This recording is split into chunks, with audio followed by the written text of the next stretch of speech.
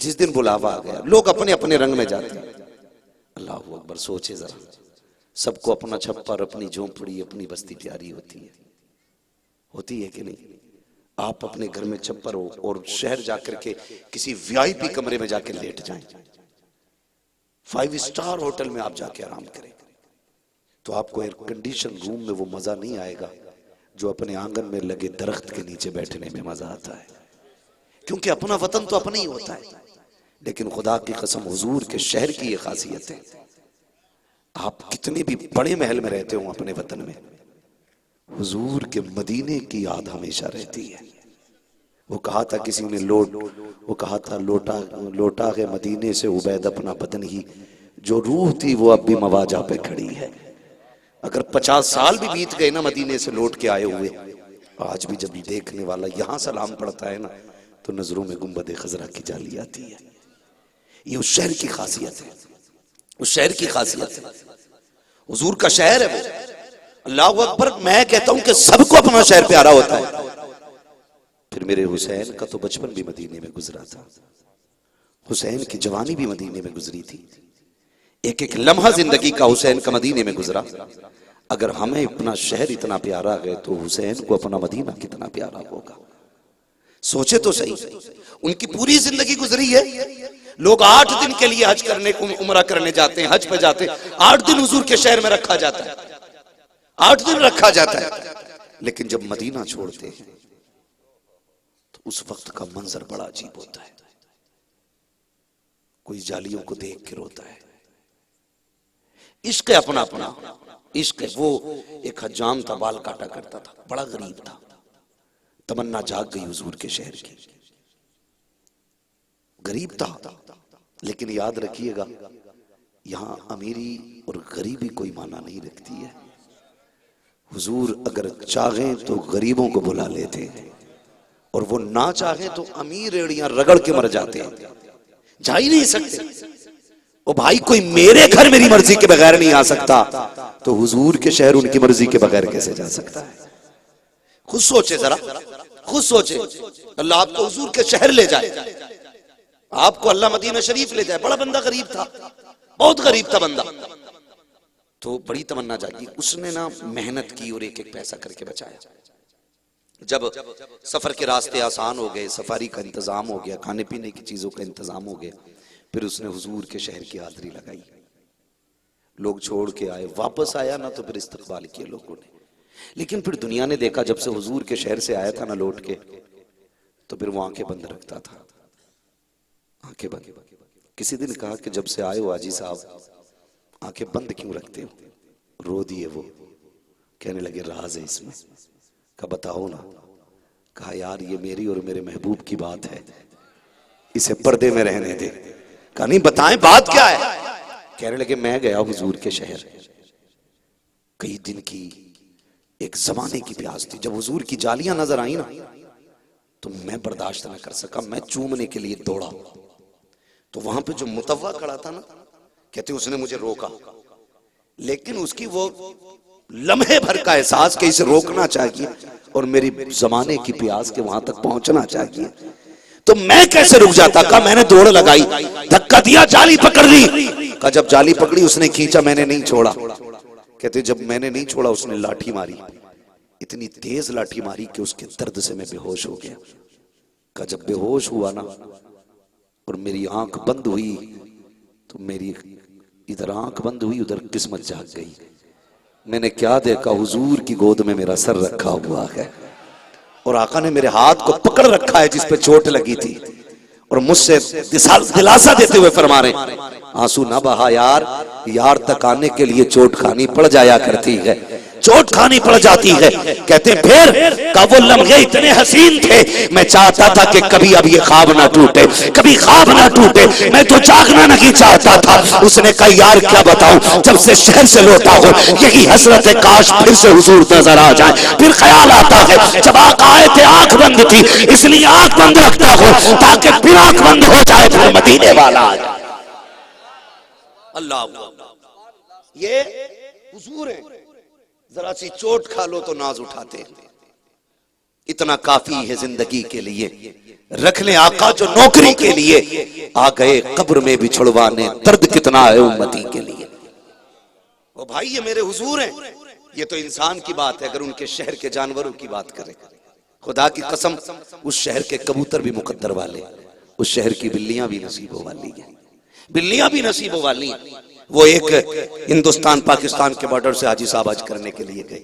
आप लोग भी जाते तो आपने देखा होगा हुजूर के शहर की बिल्लियां कभी कभार हाजी लोग खाते हैं तो वो पास आ जाती है, उनको भी कुछ लोग रोटी डाल देते हैं और कुछ कसदन खिलाते हैं, अच्छी बात है।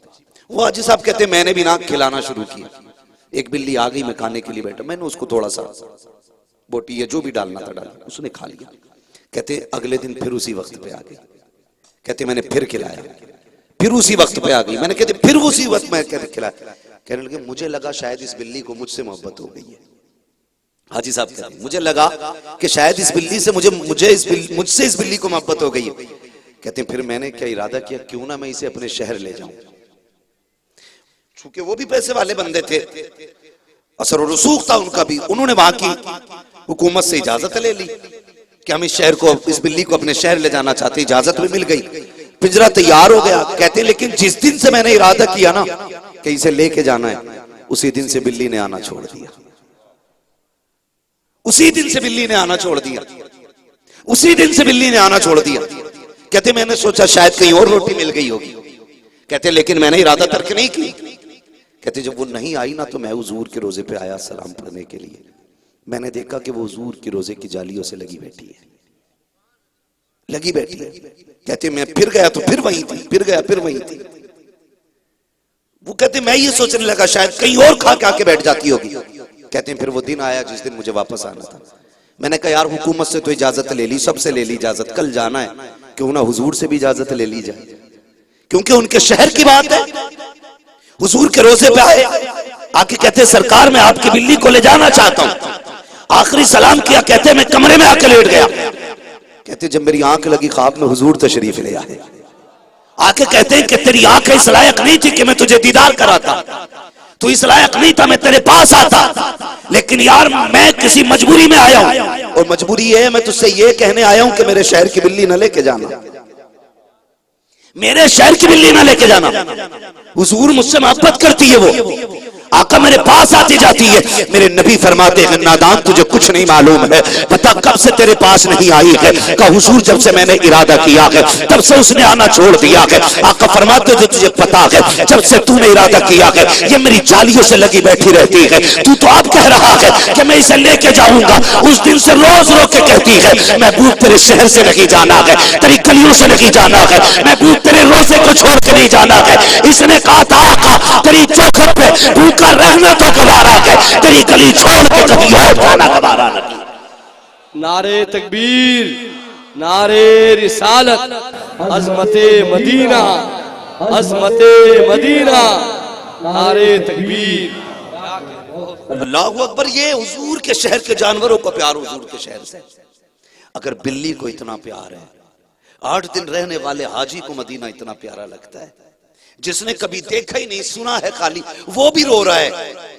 अगर बिन देखे मदीने से इतना इश्क होता है तो जिसकी पैदाइश मदीने की हो, जिसका बचपन मदीने में गुजरा हो, जिसकी जिंदगी की यादें मदीने में हो, खुदा की कसम उसके लिए मदीना छोड़ना कितना मुश्किल हुआ होगा, कितना मुश्किल हुआ होगा। आसान है कह देना हुसैन ने मदीना छोड़ दिया, तुम 8 दिन के लिए परदेश जाते हो यार, घर छोड़ना मुश्किल हो जाता है, घर छोड़ना मुश्किल हो जाता है। बच्चे रो के लिपट जाते हैं आपसे, आप उनको छुपा के जाते हो, उनसे खुद छुप के जाते हो, बच्चों से झूठ बोल के निकलते हो, बच्चों को झूठी तसल्ली दे के हम लोग आते हैं। मगर मेरा हुसैन जो जा रहा है 8 दिन के लिए नहीं, महीने भर के लिए नहीं, हुसैन ने मदीना छोड़ा कभी ना आने के लिए छोड़ा है। रात कितनी अजीब थी, खुदा की कसम जब आखिरी रात मदीने की थी, घर से निकलने लगे, ज़ैनब अभी आ रहा हूं, भैया किधर जा रहे हैं, कहा हुजूर के रोजे पे जाना है।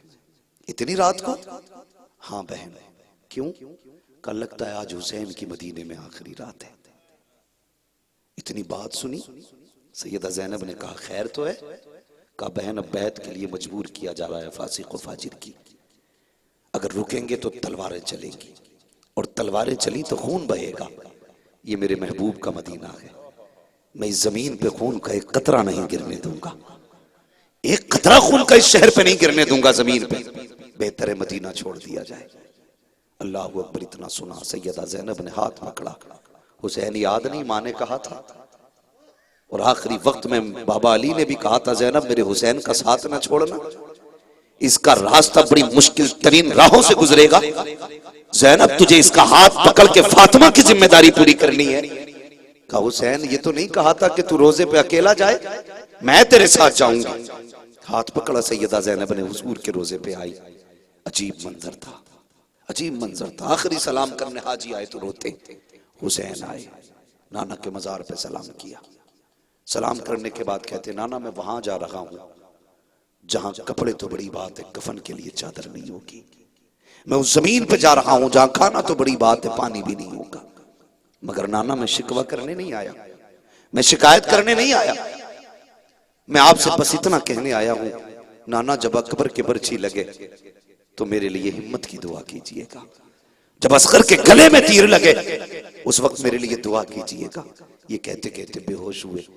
जब बेहोश हुए तो हुजूर की जियारत नसीब हुई। आका ने शहजादे का सर गोद में रखा है, हाथ फेरते जा रहे, दुआ करते जा रहे, अल्लाहुम्मा आतिल हुसैन सब्र व अजरा। अल्लाह ये मेरा हुसैन है, इसे सब्र भी अता फरमाना, इसे अजर भी अता फरमाना। अल्लाह मेरे हुसैन को सब्र भी देना है, अजर भी देना है। अजीब मंजर था। उठे, फिर चले, फिर मुड़ के देखा हुजूर के रोजे की तरफ, हुजूर के मजार की तरफ देखा। चंद परिंदे बैठे हुए थे, रो के कहने लगे, नसीब वाले हो तुम, सुबह भी आओगे शाम भी आओगे, लेकिन आज के बाद हुसैन नहीं आएगा, आज के बाद हुसैन नहीं आएगा, आज के बाद हुसैन नहीं आएगा।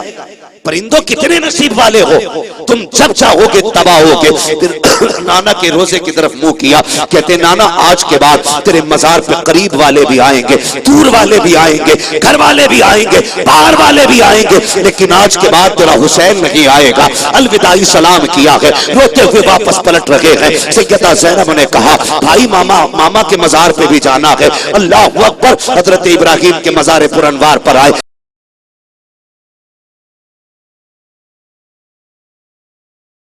दीन के लिए घराना लेकर के जा रहा हूं। अलविदाई सलाम किया। उसके बाद जब सैयदा कायनात के मज़ार पुरनवार पर पहुंचे हैं, आपने भी देखा होगा जब कोई कैदी जेल से छूटता है और सामने माँ या बाप खड़ा हो, किस तेजी से दौड़ के जाता है। और यार कैद छोड़ो, अगर कोई शख्स सऊदी से आता है, परदेश से आता है, लेने के लिए अपने एयरपोर्ट पे आते हैं, उस वक्त उसकी खुशी का अंदाजा नहीं होता है।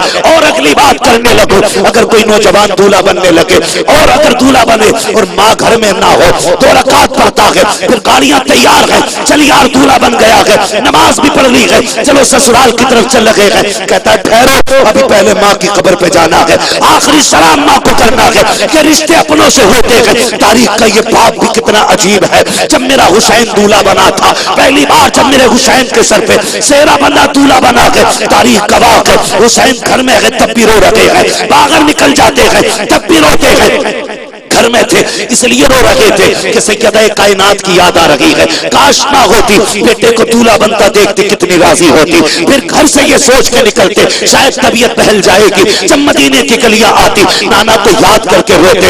एक जब उसी रात रोते रोते सोए हैं, ख्वाब में आका तशरीफ लाते हैं, कहते हुसैन तुझे पता है ना, जब तू रोता है मुझे कितना दुख होता है। हुसैन तू क्यों रोया है? कहते क्या करूं नाना, आज दूल्हा बना, सारे थे, आपका चेहरा नजर नहीं आ रहा था, घर में सब थे, माँ का रुखे रोशन न था, रह रह के आपकी याद आ रही थी। मेरे आका ने कहा था, हुसैन बताना वो कौन सी सूरत होगी जिससे तू राजी हो जाएगा। तब मेरे हुसैन ने कहा था, नाना जान आपकी बड़ी याद आती है, माँ फातिमा की भी याद आती है। अच्छा दुआ करे अल्लाह एक ऐसा बेटा दे जिसका चेहरा आपसे मिलता हो, एक बेटी दे जिसका चेहरा माँ फातिमा से मिलता हो। मेरे नबी ने हाथ उठाए, दुआ की, अल्लाह ने पहला बेटा हजरत अली अकबर की शक्ल में दिया, जिसका चेहरा मुस्तफा से मिलता था। बेटी हजरत सुगरा की शक्ल में दी, जिसका चेहरा सैयदा फातिमा ज़हरा से मिलता था। अल्लाहु अकबर। सबको अपनों की याद आती है, सबको अपनों की याद आती है। खुदा करे जब जवान कोई भी दूल्हा बने माँ बाप सामने हो, वरना माँ बाप ना हो तो कोई खुश